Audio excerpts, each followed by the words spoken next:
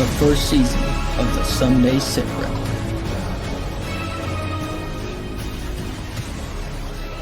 It's not just a tournament, it's a brotherhood.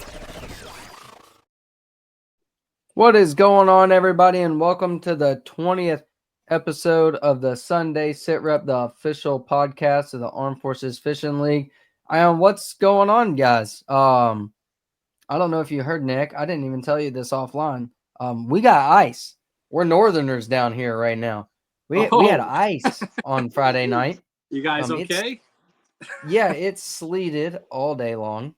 Good. And then it didn't stick because it never froze. So we're not truly Northerners, but we did get some ice and some cold weather, and it was not very fun for the South Carolina natives, I don't believe, or me. Being here 10 years, I've gotten used to the warm winters. So freezing conditions and ice aren't my favorite thing when they come around. Well, I wish you more freezing rain and ice, okay? Well, that's freaking rude, but all right. Oh, man, I know you guys are salty down there. You're tired of it already, probably. I would be. I'm a Northeasterner, dude. We're miserable spring, summer, fall, and winter, okay? It's in my DNA. That is fair. That's fair. Have y'all gotten any ice down there in Louisiana, Zach? No, we were supposed to, but when we blasted off the other day, it was 27 degrees. Like, my floor of my boat was frozen. Yeah, it was 28 this morning. Not fun. Yeah, it was terrible. My trim button froze when I was trying to trim my motor up. It froze. I had to hit it to stop it. It'd be like that. It'd be like that. Man, I don't like it. Like, I've had moments where I've had to use my coffee in the morning to open hatches and stuff, to thaw the ice. Yeah, it it's ain't brutal, worth it. man. Yeah, it sucks. Anything sub 75 degrees sucks. I don't care what you say. Some people disagree with me.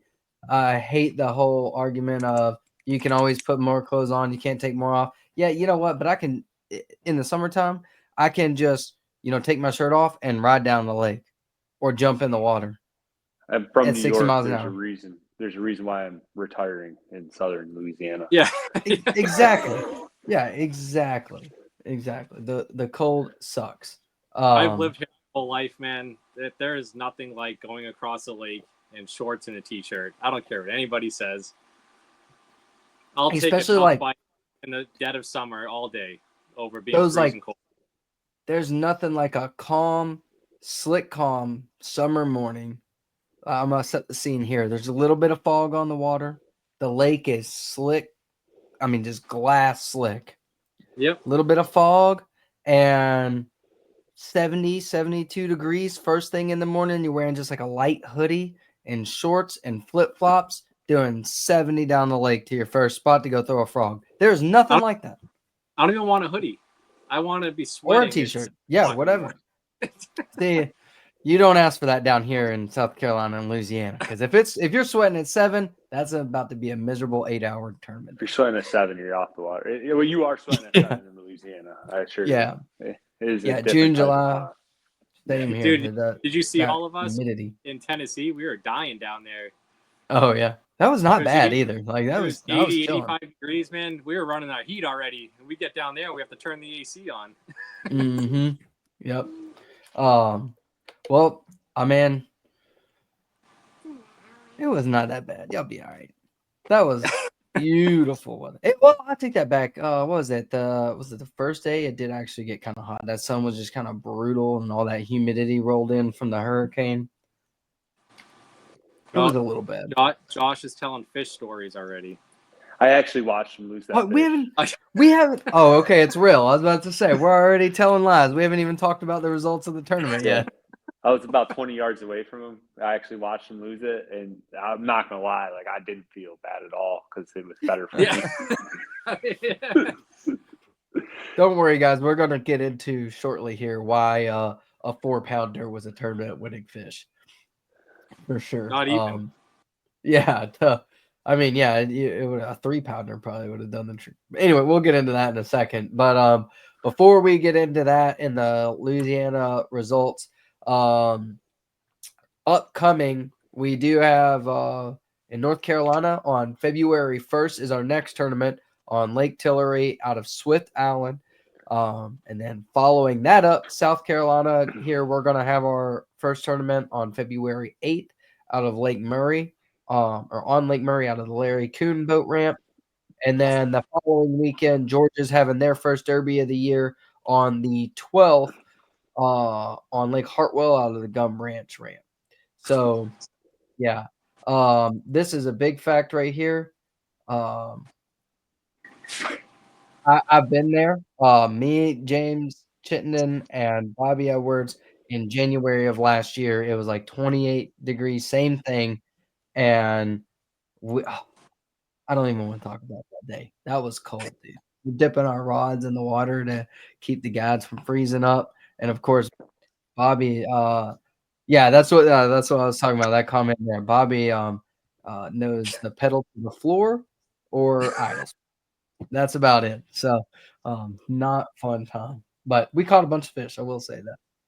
But yeah, so we got those 3 events coming up. And yeah, let's talk about Louisiana real quick. The first AFFL Derby of 2025. The ice is broken for the AFFL. Yeah.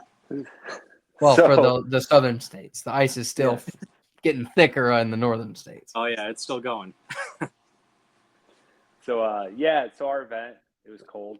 I will say, so I believe we fished, I believe it was an 11 boat field.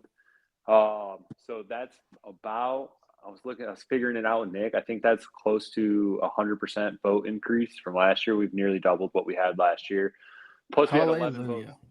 Yeah, we had 11 boats this year, or this event, but we have 3 people that couldn't make the Grand Bayou event that will be at the Chico event. So I'll be sitting around the 13 to 14 boat field almost every week. So that's plus. Yeah, slow steps, right? Slow steps. That's all we need. Growth. Yeah, we're getting there. Right. We're building slow. Absolutely. But I think we'll be at 20 boats by the end of the year if I'm looking at it realistically. But Perfect. As far as our event this year, it was a tough event. It was probably the toughest fishing I've ever been in because we had roughly a 40-degree temperature swing in a matter of 3 days before our event. So really not much I could do with that. Out of 11 boats, we weighed in 4 fish. Chris Warren took in the win with 285, and he took big fish with a 2 pound and 2 pounds 85 ounces. Yeah. Nice. So that's the winning weight. Yes. Not big fish. Ladies and gentlemen, we are not talking about a big fish weight. We're talking overall. Overall. Well, that was overall and big fish. And big fish. He took the big fish. Goodness gracious. So that's why Josh Morgan's 4-pounder was so important.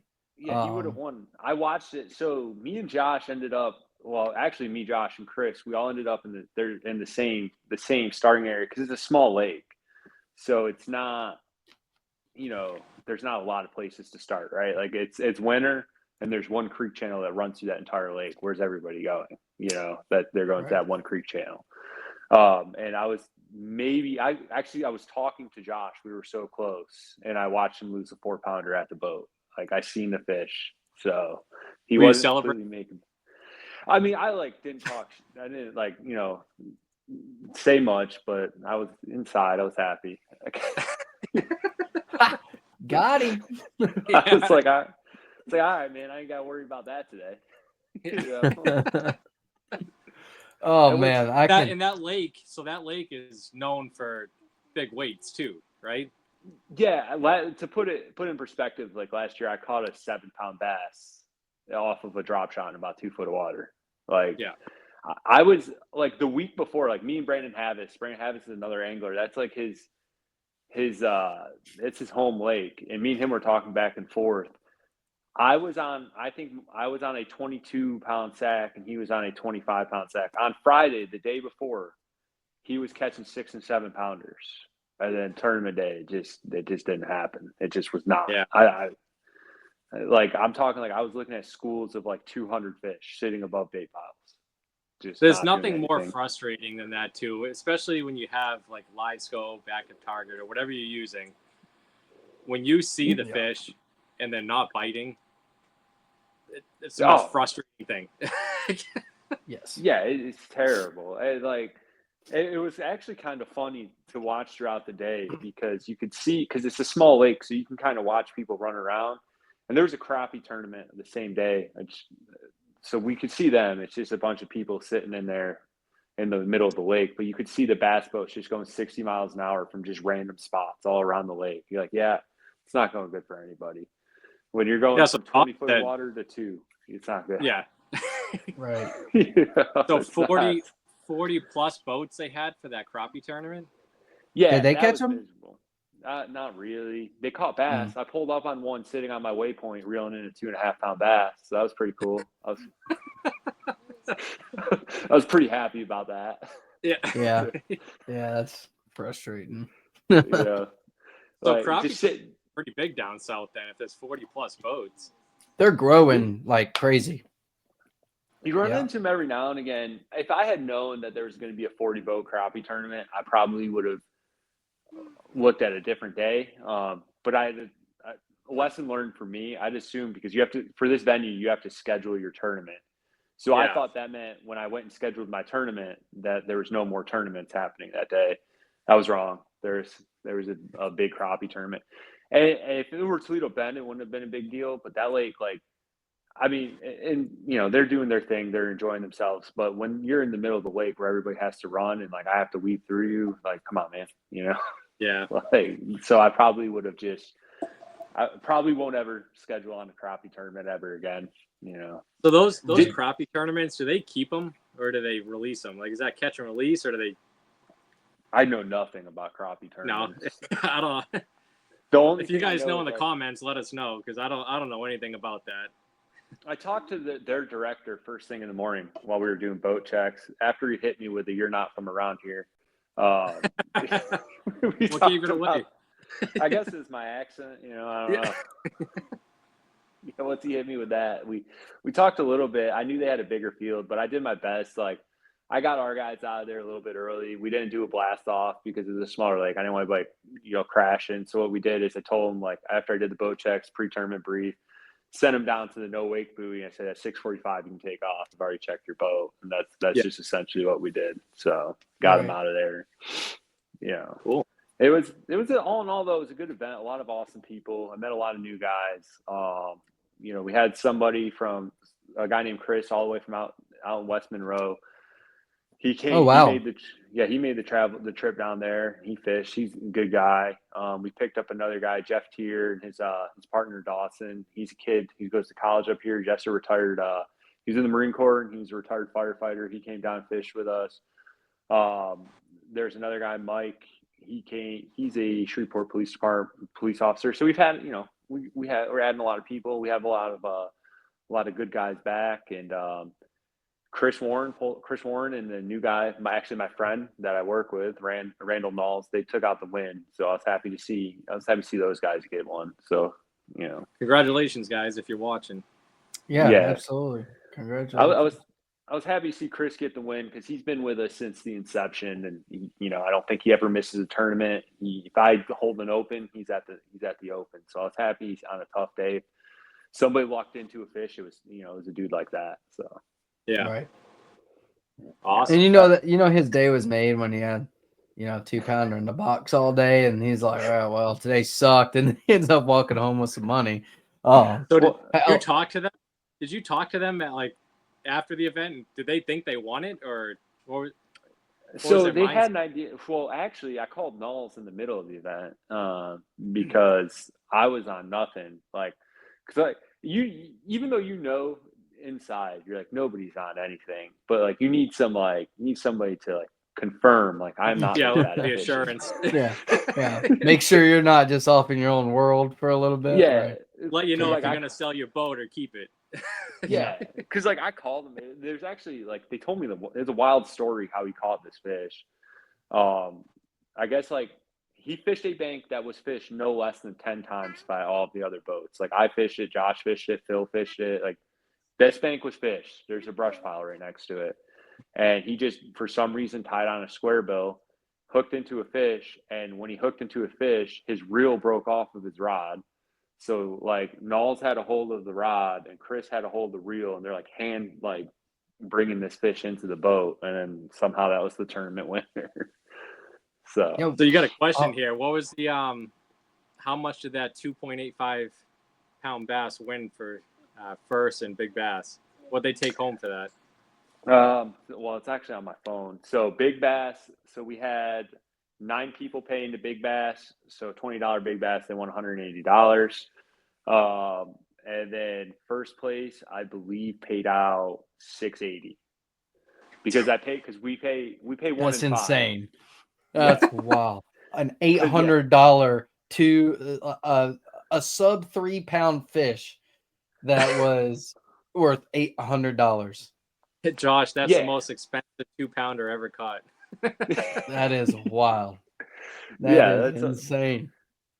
And really, because we're 100% payback in a lot of other tournaments, that's probably close to $1,000 fish because we pay 1 in 5. So because I paid out, I think I paid $360 to second place. So So we pay more places, and the payouts are pretty. I mean, if you can win that much money on a under 3 pound bass, I'm not complaining. Come on. That's not going to happen at Chico. I'm convinced that's not going to happen at Chico. Like the unfortunate thing about, I mean, I can't, like, I mean, the guys are calling me all week, and like I told them, unfortunately, like I can't control the weather. The weather's just going to do what the weather's going to do. Right. We can't, we got to fish. But the unfortunate thing about this lake is it's arguably probably the best fishery we have on the schedule with the biggest bags. So, and we can't fish it. We could fish it next month, but I forget, it starts in like June. You can't fish a summer tournament on that lake. So you only have a couple months where you can fish a tournament on that lake. Yeah. Yeah. So that's Chico's going to be good. That's in the southern part of the state, right? No, it's a little bit more north. It's near like Natchitoches, near Shreveport. It's a little bit near there. It's like 2 hours away from me.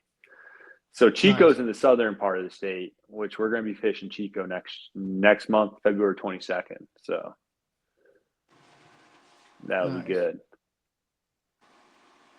What do you say? I still don't believe. Oh, I double clicked it. There we go. Yeah, heck no, Chris. Hey, listen. Beggars can't be choosers. Take it where you can get it. Hey, that's what I'm saying. Like, a dub is a dub. Not only did he catch an $800 bass, but he's got 101 points towards AOY. So he's got that. Yep. And I mean, honestly, we might need to write this one down for the record book. The singular most winning. I don't even know how to put that into words, but the lightest, most paid fish. I don't know, something along those lines. A 285. So my favorite part is second place caught 2 fish. I believe they caught 2 unders. I can't remember. So for those of you who don't know, there's a slot between 14 and 17 you can't keep. Anything over 17 you can keep. And I think we had a 12-inch minimum. They caught 2 unders, and they had 2.80. So they lost by half an ounce. Dang. God. That's crazy. It sucks when it's that tight. It is, but on a day like that, like what can you do? I mean, I'm sitting on my boat right now. The bottom of it looks like a Bass Pro Shop, like clearance bin. Like I feel that. Yeah, that's how you know it was a rough day. Yeah. Yeah, that's what I was Your saying. boxes are just scattered in the inside, everything's just scattered. One of them's open. You got crankbaits all over the place inside. Yeah, it's just a nightmare. I had so many rods on the boat, like I was tripping over them and stuff. I was just like, I don't know. Yeah.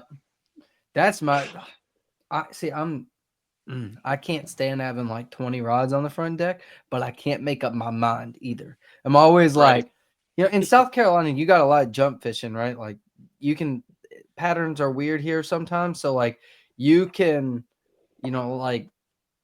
you can catch them on a crankbait in one part of the lake, then you can go throw a buzzbait in another part of the lake, then you can go throw a worm. Like, you know what I mean? So like, I always have a bunch of stuff ready for any scenario. Someone's like, oh, well, if I come across some lily pads that look right, I'll have 3 different frogs, and you know what I mean? But it still aggravates me. Like you're saying, like, well, yeah, that's Philip's thing. Yeah. Normally I keep 3 rods on my boat. I keep my spinning rod. I keep 2 bait casters. I have 3 to 4. I keep my 2 bait casters, my main pattern, my secondary pattern, and then like I have a frog if I'm coming across the lily pads and I want to catch a big fish. But I try not to keep more than 4 rods on the boat. Yeah, you have more self-control than me. Yeah, me too, man. It's bad. I can't. It's bad. That's my goal. So when I launch in the morning, I'll have 4 rods. By the end of the day, my deck is covered. Well, I'm only gonna throw crankbaits today. That's it. Period. Dot. Putting 3 cranking rods on my deck. That's all I'm doing. 9 o'clock hits. Where's my jig? Yeah. You'll know how good I'm doing if you roll up to me on the water by how many rods I have on the. If I have 1 rod on the deck, I'm crushing them. Yeah, you're in trouble. Yeah. Right. Yeah. Oh man. Well, hopefully the next one's better for you guys. I think it will be. So like I'll say, it's like, yeah, the fishing wasn't fun. That's fishing, man. It's tournament fishing. If I won every time I went up there, like you know. Yeah. Right. But what I'll say is like we've become like I told you last time I was on here. It's like it's proof of concept. Like the proof of concept is coming. Like we're good. Like I don't think like we finished with the weigh-in, but like I don't think I left the ramp until like 4:30 because everybody was just sitting around talking, having a good time. So we went from, last year a group of guys that don't know each other to now we're growing, and it's, I don't want to say like we're starting to become friends and everything like that. So I think awesome. It's what we're doing, building a community. That's what it's about. Yeah. Yeah. The brotherhood piece, like for real, not just the slogan, but for real. Right. Yeah. A group of dudes that can lean on each other, can pick up that. Like what I want it to be is like when you can be at the boat ramp that day and like notice when somebody's off and be like, hey bro, let's talk. You know what I mean? That's what it's about. And what I like about it, and that's what I tell people, because I have some people that want to fish, but like if you're not into tournament fishing and you hear league, it can be intimidating, right? But like, now don't get me wrong, like everybody can fish. Very rarely do we have a tournament like we did last time where everybody zeros. Like that doesn't happen very often. But like this league's different. I mean, you have people call each other up like, I'm not on anything. What they'll point you in the right direction. You know what I mean? Right. They're not gonna just leave you hanging like, well, that sucks to be you, man, and then take off. Yeah. Right. So that's what I like. It's awesome. Yeah. That's what it's all about. Like getting to know each other, like Austin said, like if someone's off, we have resources that can get people help. Like if you notice somebody's off, we can get them help. And just building a friendship, like a lot of veterans, myself included, we don't like to meet new people, so having something where we can go and talk to new people and feel comfortable, like that's huge. Yeah, because you've got 2 connections, right? Oh, my camera's backwards. You got 2 connections. You got the fishing connection and the veteran connection. Yeah. Not just one or the other. So that, and I think that's what is really what makes it good is. Yeah. You can bond over. If you can't bond over fishing, like say Zach is a big crankbait fisherman, I'm a big worm fisherman, and we can't really bond over that. Maybe there's something we've done in our military career or vice versa, right? To where we could, find something to link up over and start talking over. Well, I'm going on to say that Zach is a big crankbait fisherman. Right, and I'm a big worm fisherman. I mean, I like flipping. I've had that. I won't call it what I normally call it, but I've had my spinning rod in my hand for the last 3 months. So I'm turning over a new leaf. He's becoming a scoper. He's a scoper that I'm not hoping in 2025. I'm scoping back to my roots, throwing Nico rigs and stuff. Attaboy. But what I will say though, I think Gerald Swindle put it the best. Is like this is the only sport where we can all relate to each other, right? Like I can go up to Swindle or Van Dam and be like, hey man, what'd you do on the water? I was doing this was doing it. And be like, yeah. I can't see Dale Jr. pumping gas and like, yeah, you think you should put a few more shims up in there, or torque the suspension this way or whatever, You can relate to everybody in it. Like even if I only crankbait fish, I can talk to somebody like, oh, so you were throwing an old monster on a ledge, Exactly. Right. You get it. We can relate somehow, some way. And sometimes I think the fishing might be a good lead into people connecting in the military that never thought they would connect, right? Like I never thought that Bobby Edwards as a infantryman, right, and me as an aircraft structural maintainer in the Air Force would ever have military things in common. And what we do is completely different. They're not comparable whatsoever. However, there's things that we can talk about and relate. You know what I mean? And you see what I'm saying? Like, well, it's like me. Like I'm an infantryman to my core, but Josh was a wheeled vehicle mechanic in the Army, and I probably talk to him more than I talk to most people in the Army right now. You know? Right. It's a suck. We all have suck. It's just different suck, I guess. Yeah, for sure. It's just different how it sucks. It's just that bond, like veterans and like Todd, my buddy in Kentucky right here. He was a firefighter in his town, and like even first responders, like we all have our walls that we put up with people because we don't think people can relate. And when you all get together and you start sharing stories and stuff, you're all in the same playing field. Like it's all level, you know. You know, that's what it's all about. He had the best time down at Nationals. He's not going to miss another one. He said if he can make it, he's going. He doesn't even care if he finish. He just wants to go. I love Todd. If y'all didn't meet Todd, you need to meet him next year. He's awesome, dude. He's hilarious. He is hilarious. Funny. Maybe I'm a little biased because I'm a Kentucky boy too. I don't know, but I thought he makes it well known that I'm a Yankee. Hey man, at least you don't run a fishing league in Southern Louisiana, being from as far north as you can be. I hear the Yankee jokes all the time. Yeah, you are at the polar opposite end of the country. Like, I hear Yankee jokes all the time. Yeah, man, that's awesome. Cool. Well, do you have anything else you want to add about the event? No, man, like I said, it was a good event. Unfortunately, there wasn't a whole lot of fish. Like, I don't even have a fish story to tell. So Josh had one. Okay, Josh had a fish story. Yep. And it was awesome. It was a good story. That's my fish story. Yep. Watching Josh lose a 4-pounder at the boat. Right. No, the fishing wasn't good. The fishing sucked, but nothing we can do about that. But all in all, man, it was an awesome time. I was glad to get back out there, you know, get the league started, seeing us grow. History on my hat. That's a New York Football Giants hat.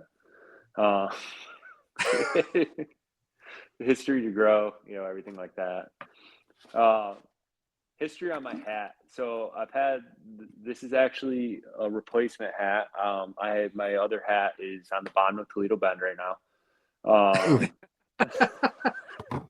Donate hats to the lakes up here. Yeah. I've worn the same camouflage New York Giants hat since I was about 18 years old. And I'm a diehard New York Giants fan, even though they're absolutely awful. Zach is from New York, Lonnie, if you didn't know. Yeah. My friends think it's hilarious that I walk like up to weigh-ins in the deep south with like New York, like usually I'll have like a New York Giants shirt on or something, like a New York shirt or something like that. That's it. I'm a diehard New York Giants fan. I'll have to fly a Patriots flag at Nationals or something. Yeah, I'm not a big fan of Boston, but I am a Giants fan. Oh man. Cool. Well, yeah, if you don't have anything else to add, you're more than welcome to stay on for the podcast. You can take off if you want. We're just going to talk fishing and stuff. So, yeah, I can hang out for a little bit. Yeah, cool. Cool. What you want to dive into first, Nick? You want to talk about the donations for the Natty real quick?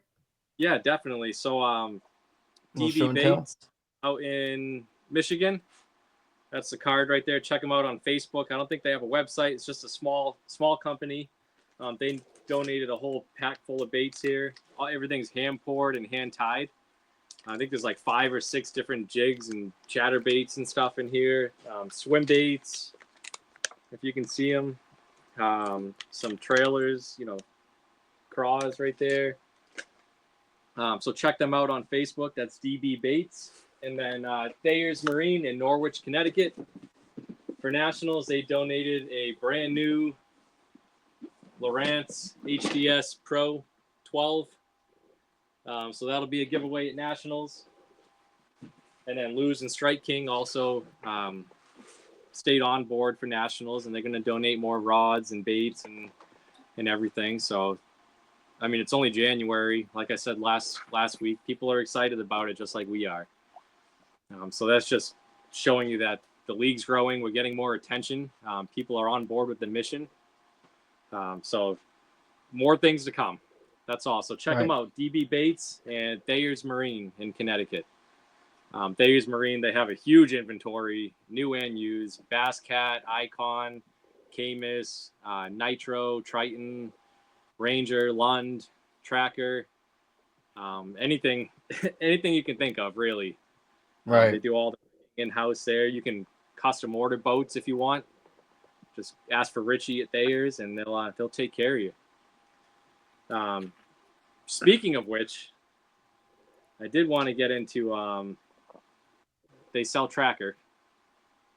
Oh yeah. Going a little out of order. No, but before we jump in too far now, while we're talking about donations and stuff, I have not said it yet, but for anybody that hasn't, I've seen a lot of folks already have, but if you have not, make sure you guys like, share, and comment hashtag #TheSitRep for a chance to win. And if you're not subscribed to our YouTube, it's Armed Forces Fishing League on YouTube. Just search that up and go ahead and subscribe to us. I have noticed we have had about 5 YouTube watchers, which is a plus up. I'm happy with that since we've been here. So if you have not done this already, go ahead. We've got 12 likes and 18 viewers. So I know some of y'all at least need to like it for sure. Let's see how many we got in there. We got 10 entries in the giveaway. So make sure y'all do that.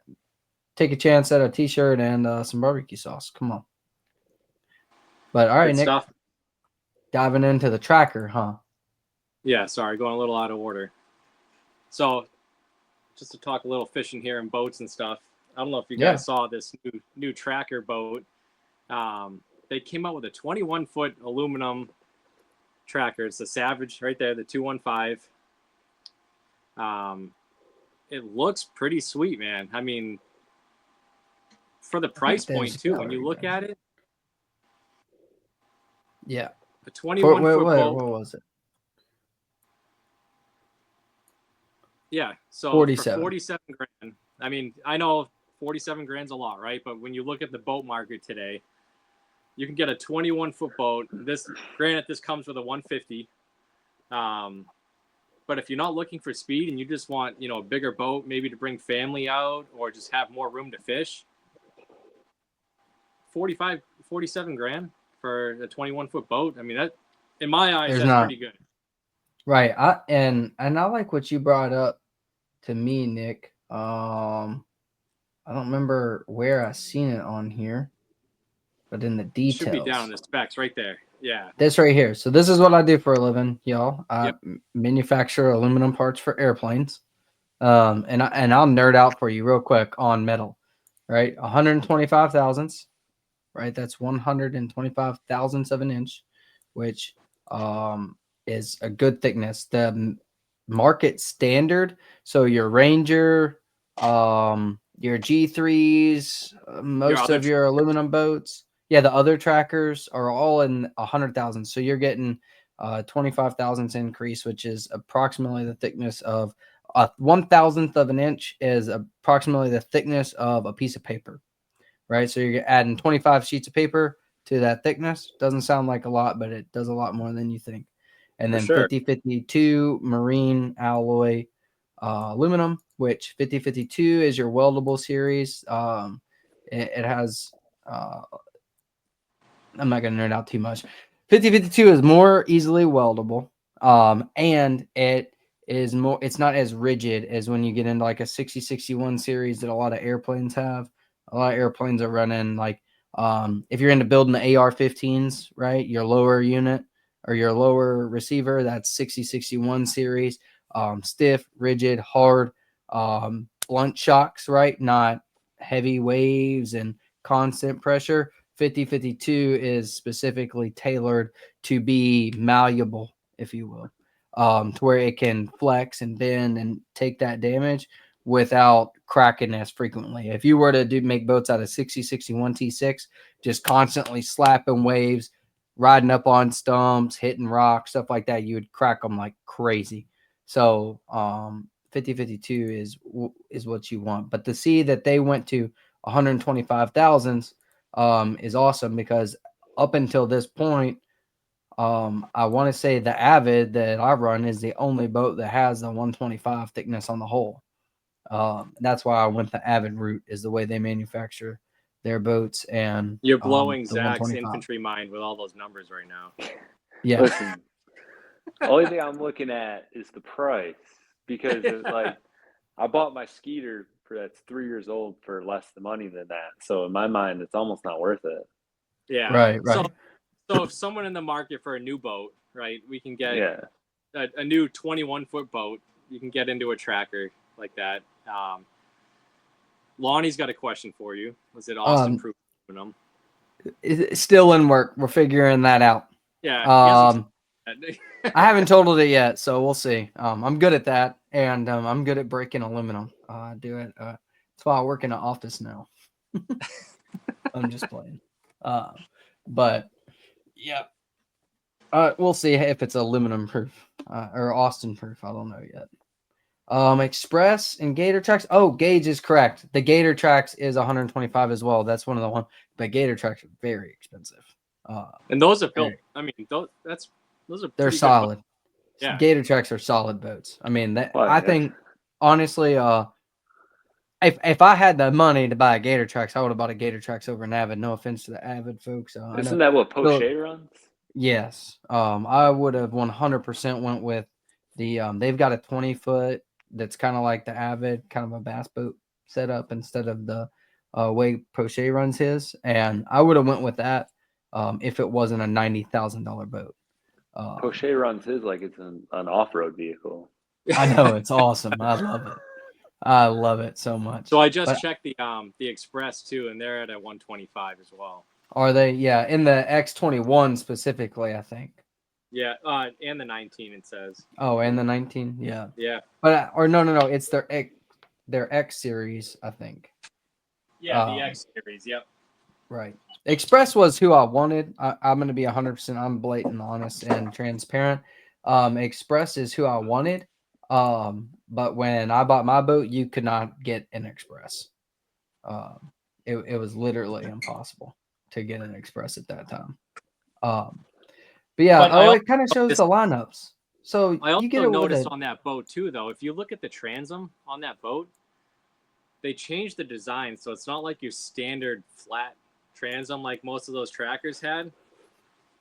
It's angled like that. You know, it has more of like that fiberglass shape to it.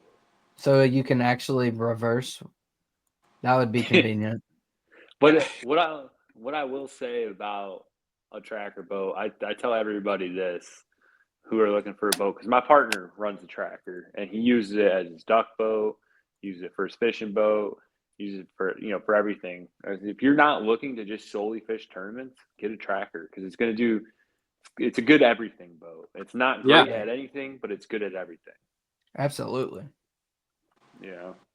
Absolutely. Like, for sure. Like, we're not bringing my Skeeter duck hunting, Yeah. You come to South Carolina, I know some guys duck hunting out of a Skeeter. Man, I'd be getting mad at getting blood and stuff, and I'd be no. Oh, I didn't even notice that they put that digital display on there too. Yeah, like the Rangers have. Yeah. I doubt it's the same one as the Rangers. The Nitros have that too. Like, all the newer boats have that, like that digital gauge display. That's pretty cool. Right. It's pretty sleek looking. I mean, I like it for the price point. I mean, if you're not looking for it to go 60, 70 miles an hour, a 21-foot boat for $47,000. It's got a good live well. Yeah. Deep, it looks like. Yeah, I like it. Yeah. I've never been against tracker by any means. I don't really care for that though. Oh, disregard. I thought that was backwards. I thought the rods were facing. I thought this was a flipped picture, but got a big center rod locker with storage as well. And the way this looks, I don't see a picture. What's that middle? Not. What's that step up? Is that the cooler? Yeah, I really enjoy that. Yeah. I really enjoy that. That is one thing I don't like about my Avid layout is, like, I've got the center rod locker here, and I've got the side rod locker. I've got a big storage compartment here, and then my cooler is in front of the console. That's how aluminum was too. Is that small compartment right in front of the console. I've never been a fan of that. Yeah. I'd much rather have my cooler right here or in the. You can on the Avid. The gas tank runs right here on the Avid, but and you know what I like about the that battery compartment? They have it facing, so if you're on the water, you can right. open it and work in it. Instead of trying to go around the back of the boat. I love that. Yeah, I like that as well. That's definitely a convenient. It's not something you think about unless you've had to be out there changing a battery leaned over a hatch. Done that. It's not fun. Yeah, I've done that. Yeah. Done Trying that. to grab a big old group, like the big 27 or 31 groups, like leaned over there and drag it up. Yeah. Standing on my jack plate, hoping I don't fall in the water. Yeah, I've been there. So I was fishing with my buddy John on the St. Lawrence River, and he had to take a leak off the back of the boat, and he had one hand on the power pole. So when I was on the front of the boat, I stepped on the button once, so it just dropped a little bit, and I felt bad because he almost fell in. I didn't think he was going to go that close to falling in on the St. Lawrence River. Yeah. Funny. Standing on the back of the boat's always sketchy. I don't ever touch my power poles because I cannot tell you how many times a day I accidentally step on that button and lower them. Oh yeah. Right. I really like this right here. It's got a 40-gallon tank. I've got 32. On an aluminum boat, that's going to get you some distance, yeah. I've got a 32-gallon tank, and it's awesome. No, not knocking it, but it goes pretty quick with a 200. If you're running a 250, I would definitely want the 40. See, this is what I like about the aluminum rigs. This is what I miss about it, is that package weight right there. Right. 30. Yeah, and you could, that and, with a 250, a $55,000 boat running 73 miles an hour, it's probably the only one on the market doing it. Yeah. At that price.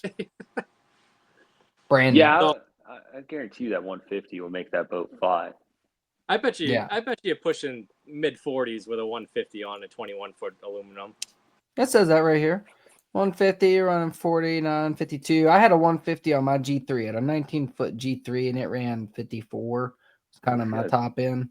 But a G3 did not have the whole cut designed to run on pad either. So there's a lot to consider there. Just got to over trim it and drive through the chine, and you'll be good. That boat, I needed to jack plate that boat. I needed to put the motor down a little bit because it wasn't getting the back of the boat up enough to even worry about a child motor. I will say, man, that jack plate, I had it on my 18.5-foot aluminum Ranger. I have it on my Ranger now. I mean, that thing, I will never buy a boat without it. Right. Just the control over the boat, especially in rough water, when you slam that jack plate down and you're just cutting through the water, or if you're in real shallow water, like down south, and you want to take off, you just bring it up. Like that thing is, I'll never have a boat without a jack plate. I love it. Yeah. After having a hydraulic jack plate for a while now, same thing. I won't ever not have one again. It's so worth it. It's not even funny. I don't have a hydraulic jack plate, but I'd still drive like I do. So yeah. Just pretend it's all in spirit. You can't just put see the it. dual It's switch not on there, pretend he has it. I am jealous sometimes when I see some dudes like run through like 2 feet of water. I'm like, yeah, dude, I'm not doing that. Yeah. Right. I don't blame you. mean, so I just wanted to show the tracker boat. I mean, I think that thing is pretty sweet for the price point. And I know like Ranger came out with their new aluminum rig, the 208 Alpha, which looks awesome. It looks very similar, honestly. And I know that like White River owns Ranger, Tracker, Nitro, Triton. So I wonder if they're taking some of the same design concepts and putting them into the other brands. Looks pretty sweet. So if you're looking for a 21-foot boat at a decent price point, brand new, there you go. I think it looks pretty good to me. I think that is it. Me and Bobby looked at the Ranger at the Classic, and it was very similar concept. Yeah. I think the deck layout is different, but like the whole design, I think, is Yeah. pretty much the same. Yeah. For sure. But yeah, oh, cool. Yeah, and then I just wanted to talk about the national event. So I did update the website. Yeah, so I updated the website. We do have dates. If you click on National Championship just like that, it's going to bring you to it. There's a nice picture of Gunnersville. I don't know where it is because I've never been there. The tournament dates. 22, 23, and 24. Those are the tournament dates, which is a Wednesday, Thursday, and Friday. I did that so we could leave time for people traveling a little further to travel on the weekend. If you want to stay and hang out another day, Saturday, people are more than welcome to do that. But it gives a full weekend, if people want to get home on Saturday and have Sunday to relax, because a week of fishing takes a toll on you, no doubt. Oh, absolutely. Yeah. Absolutely. Especially you guys making that big old job, man. It was brutal, man. I'm not gonna lie. Yeah. Like the next day at work, like it was tough. An 8-hour drive sucked, man. Like yeah. I can only imagine. Yeah, and our 15, 16-hour drive turned into a lot more because the highways were shut down in Virginia for an accident. So we got rerouted through, I don't even know where in Virginia. It was on the border of Virginia and West Virginia. Yeah, kind of where you kept your hand on your Glock the whole way through. Oh yeah, you don't look at anybody. Head on a swivel. Yeah. Oh yeah. Cracking. Yeah, so if you scroll down, I see Lonnie's question here. If you scroll down a little bit. So I have the itinerary updated. It's off limits from September 18th to October 18th.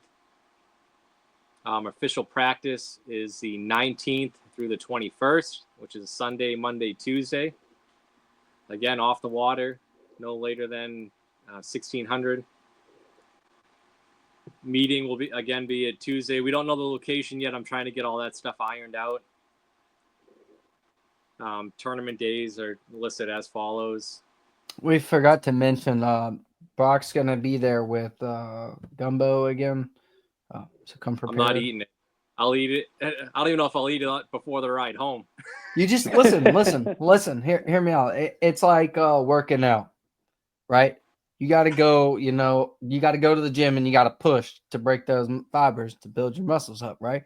Right? You got to eat it built muscles the gumbo to get used to it, right? So this year you might have to go, utilize some dude wipes on the bank again. However, as the years progress, you'll be, equipped and ready, and then we'll just make the gumbo. It's kind of like a rite of passage at the AFFL National Championship. I eat spicy food almost every day, and let me tell you, that wasn't. It didn't feel that spicy going in. I'll leave it at that. Yeah, I'm with you. I was blessed. I didn't have to utilize the bank. However, I do concur with the remainder of that sentence. It was definitely spicier on the back end. I eat gumbo probably like 2 to 3 times a week. Really shouldn't, but it's delicious. It is delicious, man. Josh, listen, I know, okay? Josh said that wasn't spicy. I asked Brock. He said that was mild. I get it. But when it's in that, soupy form, it has a different effect on the body. That's all I'm going to say. Oh, man. I could go for some Lonnie's of it right question, now. Yes, we are launching out of Goose Pond. We have the ramp reserved for Wednesday, Thursday, Friday. It's a huge ramp. It looks like it can hold 4 boats, probably launching at the same time. I think it's 6. 6? Yeah, 6. Right. Okay. So Goose Pond has cottages. They have a hotel. I don't think the hotel has kitchens in it. I asked them. They said there's a couple rooms that do, but most of them don't. They do have grills on site that you can use. And if you just go on Airbnb, there's hundreds of Airbnbs with docks right on the water that you can stay at, and you're only anywhere from 10 to 30 minutes from Goose Pond. The lake is literally set up for this. Right. I mean, the whole lake, anywhere you're at on the lake. And also too. So last time I went there, I fished a BFL there in 2021. Yeah. So I stayed in a hotel. Every hotel has electricity. Every single hotel there has like boat parking. Yeah. What I will say though, if you're looking around, if you're not going to stay in the General Goose Pond area, gonna want to stay around Scottsboro. There's probably some places around there you don't want to stay in. Right.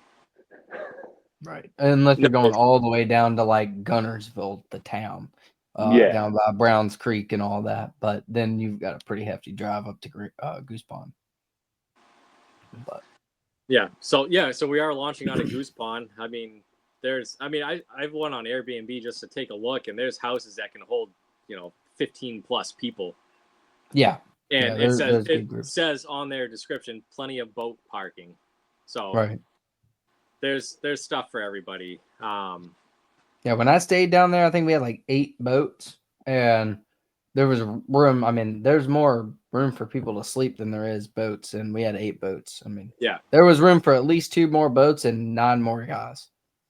Like, it was crazy. Like, it didn't look like much. It just looks like a little log cabin. You walk in there, and they've got bunks built into the walls and stuff. I mean, it was awesome. I really liked it. It looks like an awesome area. Honestly, I'm excited for it. Right. But yeah, that's the national stuff. Payouts to be determined. We're waiting on some donations from companies, and obviously, how we're structured now. We're kind of a self-sufficient, if you want to say, organization where we take money from every event and every boat that goes towards our national event. So we're going to have better payouts than last year just based off of that, and then donations from other companies. So we're in the right direction. Fish regulations, I took this right off of Alabama's website. 15-inch minimum on largemouth, 15-inch minimum on smallmouth, 12-inch on spots. There is no entry fee. Again, that's all of our national events. So if you're in the top 5 teams from the year, the previous year, you don't have to pay an entry fee. You qualify for this event at no cost to you with the entry fee. I did talk to Marine Patrol in Alabama.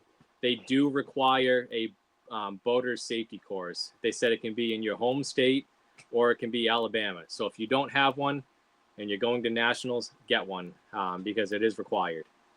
But we'll be checking that at the check-in at the event after the meeting. Right. So make sure you have it. I know most states you can do it online. You can take it online at your leisure. Just take the course, take the test, and you get your certificate in the mail. Some of them do it in person. I did mine in person. It was a 1-day thing. And at the end, I took the test, and then they mailed my certificate to me. It's like a little identification card. Louisiana, you can do it online. I did mine online. Yep. So they said you can have it in whatever your home state is or Alabama. It doesn't matter. Just make sure you have it if you plan on going. Yep. South Carolina, if you got base access to Shaw, I don't know about Fort Jackson. If you're around here, it's an open book test at the MWR. Super easy. Yeah. Josh, if you are operating the vessel, so if your co-angler plans on driving your boat, 2 things. 1, make sure that they're covered on your insurance, which most companies don't even add a charge onto it. You can just add people on. And then 2, they have to have their certificate, because if they get pulled over and they're operating that boat, you're in trouble. Hey, check out, because how Alabama works. It's a lot of fun. At least when I was there 2 years ago. So Alabama, if you get a boater certificate, it goes onto your license. So I've had Marine Patrol give me trouble because I did not have my certificate with me, even though I'd already done it. So, and I didn't have.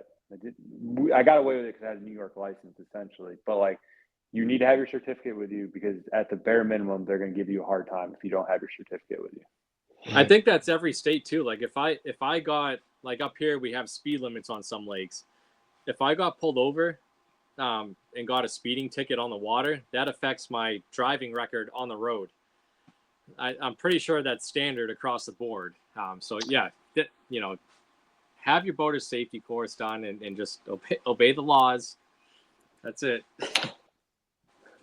Exactly. Like Gage said here too. If you Yep. plan on going to the Bassmaster Championship, trying to qualify for that, you got to have it then. So get it squared up. Yep, and that's in effect this year, actually. Right. Yeah, I think all Bassmaster events, you have to have it this year. Yep. Well, yeah, I don't know. Max Design Pro. I don't know. Absolutely. Yeah, sure. Yeah, we all do. I'm going to delete your comment. Yeah, sure do. I think you're spam. I 100% watch that. Yeah. Mm-hmm. Yeah. They had a good one last night. So again, your points. So Zach, you guys started the season off this year for us. What you guys are fishing for this year is to qualify for the 2026 Nationals. Oh, yeah. So just to keep that clear, it's just like the Bassmaster Elite Series. They fish this year to qualify for the Classic next year.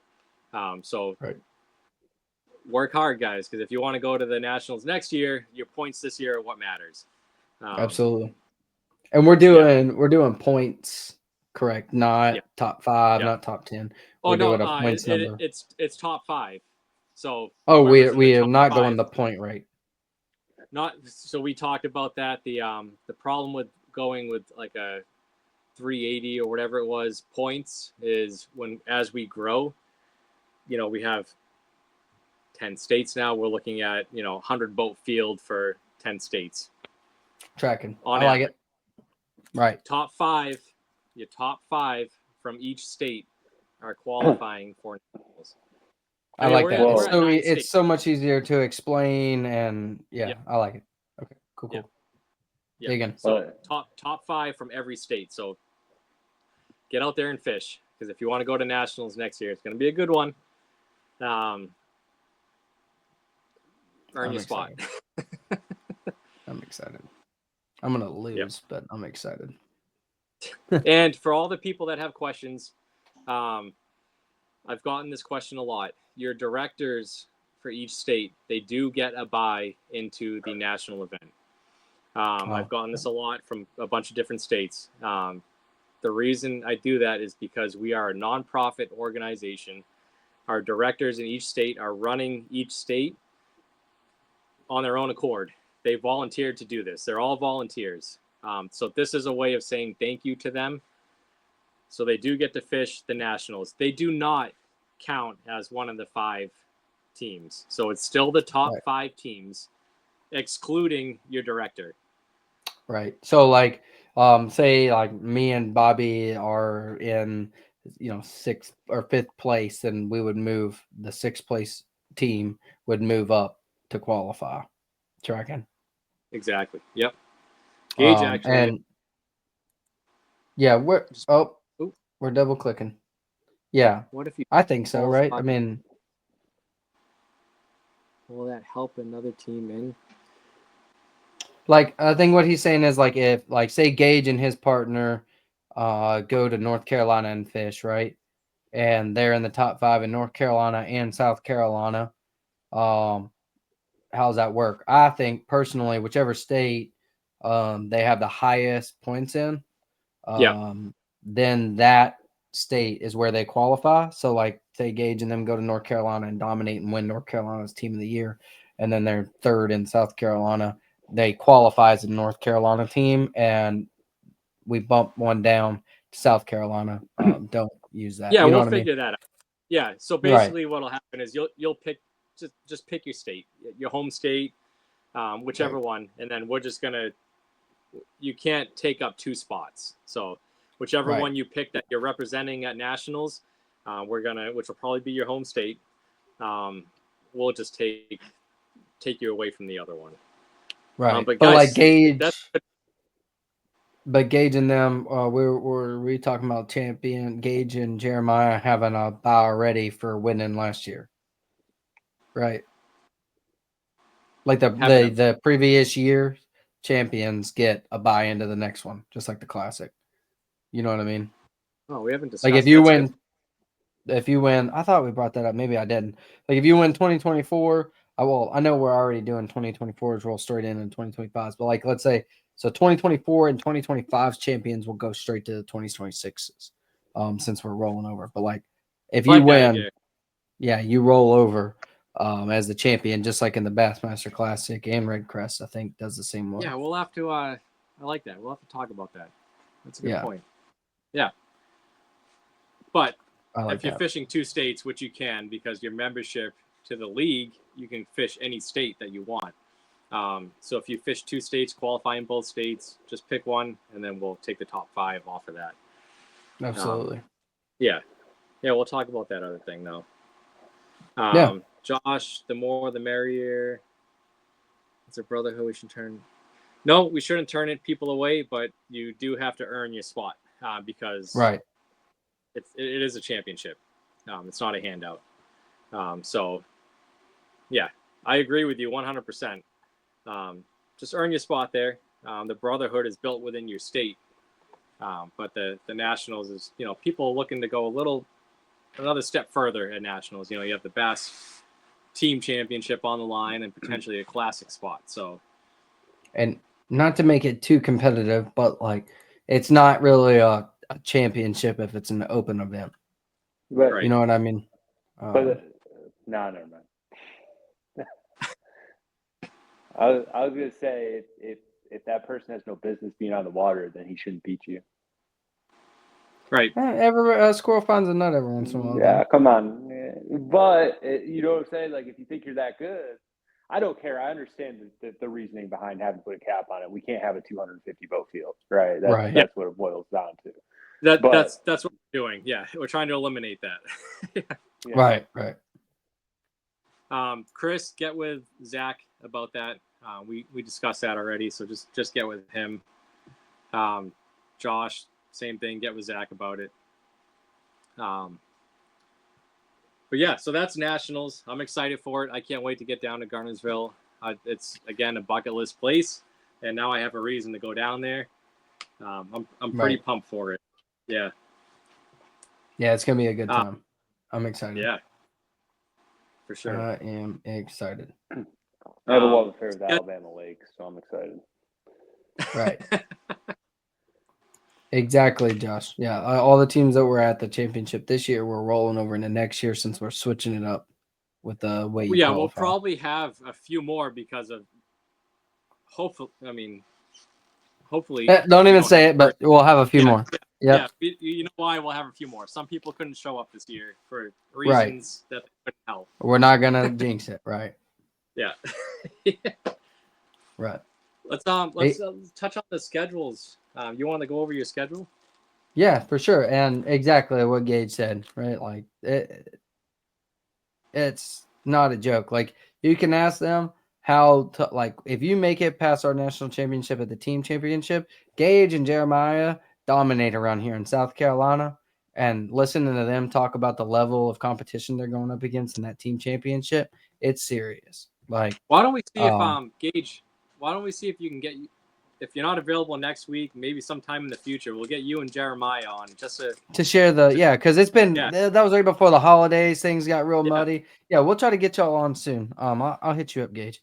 Try to get y'all on to talk about that experience. I know it was not a fun one with the weather, but I mean, you got to think, man. You qualify for that, so all those teams there are the top teams in their league, right? And then they're going to this national championship, which is on some of those teams' home lake. It doesn't matter. It's on some of their home. So you're getting your local hammers, who are the top teams in their league on that home lake. There is some competition there. Like it's no joke. Oh, absolutely. If you plan on going to that level, it's no joke. Right. Yeah. It's serious. But yeah, I'll go over my schedule real quick here. 8 Feb is our first event coming up on Lake Murray and Larry Coon. Couldn't get Dryer Island on that one. They had some kind of other event going on. I'm not too worried about it, but that should be a fun event. As long as we don't have any crazy weird cold fronts coming through. 8 March on Monticello. That's what I wanted to do, Lake Murray, but that's when the BPT's there. And that's actually the weekend that threw my schedule into a whole thing. I had to change them all up because I had Santee there on 8 March. And then right when I was about to finalize and push it out, the NPFL dropped their schedule, and they have their event on Santee the same weekend. So obviously I'm not going to do that. That would not be a fun time. And then 5 April, we're going to go out to John C. on Santee. Pretty excited about that. 10 May, Wateree, Clearwater Cove. That should be a good derby, especially if we have some warm weather. If there's a shad spawn going on, that could be really fun. And they might, depending on our weather this year, there could be a chance of fish on the bed still then. 14 June, Lake Murray, going to be a topwater fest. Hopefully, the topwater is still going good. I know it's not going to be prime time herring spawn, but it should be still pretty good then. I know old Gage and Jeremiah are going to be a force to contend with on Murray in June. Anyways, and then our fall tournament, since we're going to 7, we're going to have 4 October on Santee, and then 15 November on Murray. That Santee tournament is probably going to be a grinder. I had to throw one in there. 4 October could probably really suck on Santee, but it's going to be fun. Oh, I appreciate it, Gage. Yeah, the MLF, the BFLs are pretty horrible in South Carolina this year, so it gave me a little room to work with. But there was a lot of stuff that is kind of tough to mess with. But I'm excited the most for Monticello on 8 March because this past year, 2024, it was taking over 20 pounds of smallmouth to win those tournaments. Mixed bags, right? But yes, Gage is very correct. I think every one of those, I know every one of those except Santee on 4 October has a chance for a 20 to 25 pound back or better. They all are. That is a really good time for each one of those lakes, barring any crazy weather conditions. We'll see. We'll see how it goes. Who knows? We might end up with 2 fish on Lake Murray in February. That's what happened to me last year. Yeah. Me and Bobby, me and Lonnie caught them pretty good the weekend before. The weekend before that, me and Bobby caught them really good. And then we get there, they had that 200 boat or 300 boat high school tournament or college tournament out of there. And then that whole lake just said, nah, we don't want to bite anymore. So I think that February tournament, no, I think Chad Artis and Bud Bowman won that one. I think they had close to 20 pounds. I don't remember. But me and Bobby stunk it up really bad. It was not a good start to our season, to say the least. But we pulled through at the end and won the last one. So that's what matters. But yeah, did we go through anybody else's? Have we been through anybody else's schedules? We went through Louisiana's. I remember. I don't think we went through North Carolina. I don't think we remember did. North Carolina. Oh, we did with John. Yeah, we had John on. Well, I'll just double tap it real quick while we're in here. February 1st, like I said earlier, they got Lake Tillery coming up. Then they've got on the 22nd of February, Lake Jordan. 15th on Baden. April 5th on Gaston. And then May 17th on Lake Norman.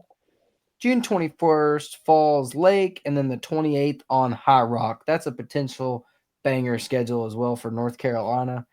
Definitely a good opportunity for some huge weights there for sure. And then your Virginia, Georgia. Yeah, let's go to Georgia. Virginia, Kentucky, Indiana, all the northern states aren't starting until March, so we'll leave them out for now. But yeah, Georgia, 15 Feb. Oh, nope, excuse me. He corrected me. He changed that to 8 Feb. So 8 Feb on Lake Hartwell out of Gun Branch. Potential for a good bag there. March 1 on Clark's Hill is going to be good. And then, man, that derby. If the herring spawn's going on right there on April 12th on Hartwell, I'm going to try my best to be there just to go for the herring spawn. Should be a lot of fun. And then, disregard the Hartwell dates. May 24th on Clark's Hill should be a lot of fun. All right, well, We won't go over the Hartwell ones anymore. November 8th on Lanier. I'd be really interested on that one to see how that goes. I feel like that could be really fun. Aggressive spots in the fall could be a really, really fun. Giant aggressive spots in the fall. Spinner baits and buzz baits and top waters. That could be a really fun derby. I've never fished Lanier, but I've heard a lot of really, really great things about There's it. good spots there. Oh, giant spots, dude. Yeah. Yeah, giants. But yeah, and then Louisiana. When did we go over yours? I don't know if we did recently. Yeah, I went over mine when I was on the podcast. Got a couple of weeks our ago. next one's Chico, and then the last weekend of March is Toledo Bend, and I forget where we go after that. Caddo, however you say it, and then Caddo Cane Lake, Creek. and then Cane Creek, Cane River, and then we have 2 months off. Then we go. I'm gonna have to change to Black Bayou one. I found out Black Bayou is it's too shallow right now. They drained it, so I have to change that. That's ways off. And when I figure out what lake that's going to be, I'm going to update that. Easy money. And then we'll get into the other schedules. The northern states soon. They're both or all three of the 4 or 5, however many northern states we got now, all of them aren't getting started until March. And then when do y'all start, Nick? May? April. End of April. We're lucky. Yeah. Maybe right, the lakes. We're all halfway. We're all halfway through rounding our schedules out for the year. Y'all are just getting started. The lakes are thawing. Yeah, for sure. Champlain won't be thawed in April. Yeah. Yeah. It would be. Absolutely. Middle of June is like the spawn on Champlain, typically, beginning to middle. But yeah, before that you could get a good bite pre-spawn, depending on the winter. I don't know. It's been pretty cold, man. I know you're down in Louisiana, so you forget about it. But it's 27 out the other day. Right. God, it's been in the teens and low 20s for a high for the past couple of weeks. So today was in the 30s and it felt good. Disgusting. Oh, you're wearing a t-shirt in 30-degree weather when it's like that, huh? Yeah, but I'm sitting in my basement with a wood stove going right now. So okay, that's fair. Probably smells delicious. I love a good wood stove. Yeah, wood stove. My daughter, she's always like, "Oh, it smells so good." Mm-hmm. Hey, gents, I gotta dip out. I gotta go put a little 6-year-old demon to bed. So. All right. Well, good luck with that. Yes, sir. Guys. All right, we'll see you, man. Yeah, you too. And on that note, we're gonna go ahead and start rounding this out. We're at the hour 13 mark. So just like I put the banner up right there, before we round this out, make sure y'all go ahead and no. Sorry. No, that y'all are crazy. Josh, you're getting snow, but it's not gonna last. Let's be real.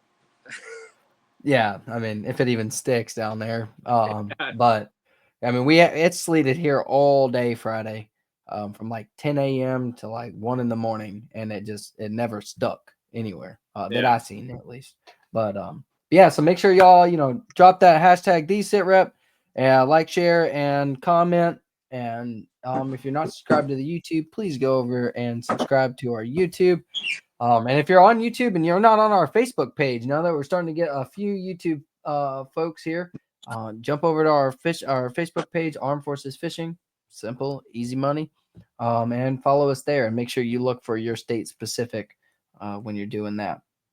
But yeah, I guess we can go ahead and dive into that. I'll give you guys a few seconds to go ahead and finish that up. We have 18 people in here right now, and we have 18 entries. Okay, well, usually that's not, but I guarantee you 1 or 2 of y'all haven't. So make sure y'all go ahead and take care of that. Don't forget, North Carolina, February 1st, Lake Tillery. And then South Carolina, we have 8 Feb, Lake Murray. And then 8 Feb on Hartwell as well for the Georgia division. Was that the one that changed?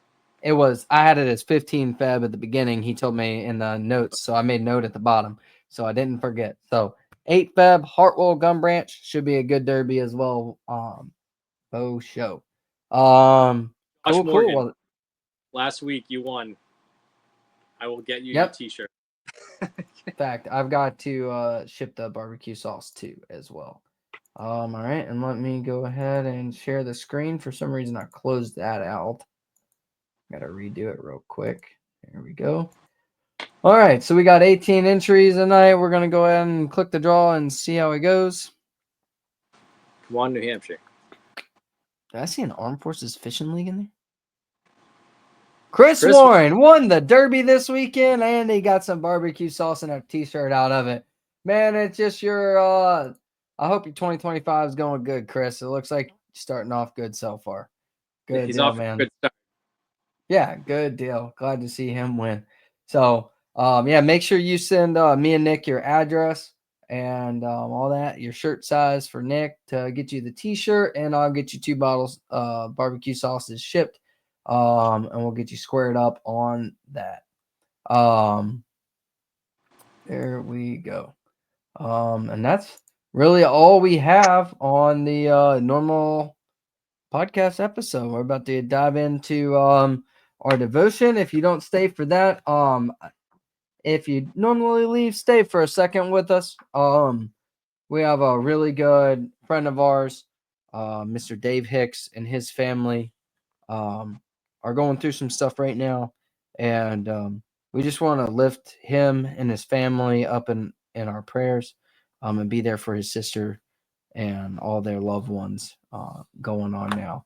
And thank you to Mr. Gage Spagnola for helping us out. We were busy getting everything ready, and Nick was talking to him, and he gave us a good verse to go over with that. Or for this situation, and he gave us a couple, but John 14 really stuck with me for this, and it's John. I think I have the banner. I didn't do the banner, so we can close that out. Yeah, John 14, 1-3. Don't let your hearts be troubled. Trust in God and trust also in me. There's more than enough room in my Father's home. If this were not so, would I have told you that I'm going to prepare a place for you? When everything is ready, I will come and get you, so that you will always be with me where I am. And just like that, right? I will always be with you, or you will always be with me where I am. He's preparing a home for us. I mean, it's already prepared. He's telling you there back then, 2,000 years ago, that he was preparing a home for us. It's there. It's ready. It's ready for us. You just got to go out and do his will. And exactly like he says in the beginning of that right there, trust in me, right? Trust in God and also trust in me. And for context, if you're not tracking, in this part of John, this is Jesus talking. When he's saying trust in me, that is Jesus telling his disciples there to trust in him. Trust in God, but also trust in me. There's more than enough room in my Father's home. Right? So as long as we're trusting in, what he's saying is we're trusting in him, we're trusting in God, he's going to bring us home with him. Trust the plan, trust the process. Even though a lot of times it doesn't feel like the shoe fits, the timing isn't right, and our timing or however, whatever is going on, you can apply this to a lot of situations. But right now we want to lift up Dave and lift up his sister, lift up his entire family, and call the Lord to be with them. Call the Lord to be with them. If his sister does not know Christ, we hope that in her last moments, we pray that he shows her who he is and she turns to him in those last moments so that she can go to that home. That's what we pray for tonight. Lord, lift her up to see you if she doesn't already. Dave, I don't think Dave's watching. Probably not. But this is the part of the brotherhood that we want, right? Lifting each other up in prayer, lifting each other up in emotion, through words, through scripture. That's what we want, and that's what we're all about. So please, if you're one of our members, not a paying member, but if you're invested with us, right? And you're spending time with us, listening to these podcasts, talking to our directors, fishing our tournaments, being with us. If you're a part of our brotherhood, if you have stuff going on, let us know, man. Let us know. That's what this is all about. Even if you don't want it blasted on the podcast, right? If you just need Nick or me or Bobby or Gage or any of us to say a prayer for you, reach out. Just let us know. Even if like we started the members Facebook group, right? You can post in there anonymously. You don't have to say your name. You don't have to say what your situation is. You don't have to do anything. Just post in there and say, "Hey y'all, anonymously, I need some prayers." Roger that. And all we got to say is, "Hey Lord, I don't know who that is. I don't know what their situation is, but lift that man up, lift that woman up, lift that person up. Give them what they need in your name." It's an unfortunate part of life that we go through, and I'm happy to hear that Dave's sister is surrounded by loved ones. And I know it's been a long battle for her and their family, and we pray that she finds Jesus. That's what matters. Nothing if she doesn't already have him, or we pray that she already is and she's ready to go, and Jesus is just laying out the mat ready for her right now as we speak. Lift that family up, Lord. Please, please, please. Lift that family up. And for all of you know, what I actually what I was gonna go before I learned about Dave and his family, I was gonna kind of dive into Luke a little bit, but I think this is very fitting and relating. Is it's the same thing I was going to talk about in Luke was about not fearing, but it's the same thing, right? Is in trusting in God. He asks us a lot to trust in Him. Do it. Don't let your hearts be troubled is how that starts. That's how Jesus started that sentence. Don't let your hearts be troubled. It's kind of like you go back into Philippians 4 and it's talking about don't be anxious about anything. It's the same kind of concept. Don't be troubled by it. It's his plan, right? Everything's his plan. If you get in the book of Revelations, I don't know what chapter, I'm not too familiar, memorized with Revelations. But in Revelations, it already talks about the scroll of life. That scroll's already written. He knows what the plan is. You just got to follow the plan, follow the process, stay in the grind, stay in his name, talk to him every day, pray to him every day, stay in this book every day, stay in the process. He'll get you squared up. Even though you might not be able to see it right now, trust in God and trust also in Jesus. That's what it's saying right there in the beginning of that. But I don't really have anything else, Nick. Do you have anything? I don't. Dave, you and your family are in our prayers. If you guys need anything, let us know. For sure. Absolutely. Absolutely. That's what this brotherhood's all about. The fishing is second. The sponsors is second. The national championship is second. All that junk is second. The podcast is second. Each other is first. And that goes for every single one of you. I don't care if this is your first time watching our podcast and you want to be involved with AFFL and you don't even know what we're getting started with. You're just barely breaking the ice right now. We're here for you, man. That's what it's all about. We're here for you. Just let us know how we can help you. Cool. I don't really have anything, Nick. Do you have anything? I'm good. Tough night. Yeah. On that note. Tough night on that note. But everybody, say a prayer for Dave. Say a prayer for his sister and say a prayer for his family and lift them up. And in your prayer tonight, say something for all the guys that aren't bringing up what they need. There's 11 people watching right now other than me and Nick, and I guarantee you at least 8 or 9 of them have something they need prayers for.